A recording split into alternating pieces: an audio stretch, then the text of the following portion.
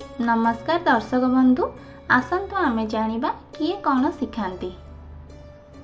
गछ आमको शिखाए पर उपकारी हुअन्तु।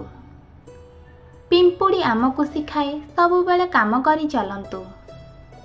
घड़ी आमको शिखाए समय बर्बाद करन्तु नाही।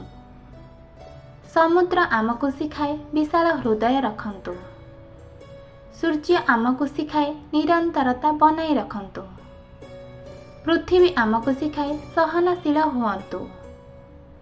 गोलाप आमको शिखाए दुखरे मध्य खुशी हुअन्तु। दीप आमको शिखाए निजे जली अन्य को आलोक देखान्तु।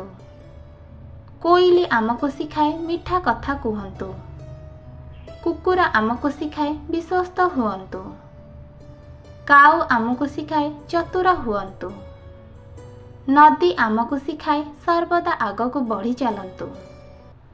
पद्म आमको शिखाए पंख भितर रही मध्य निजको परिष्कार रखन्तु।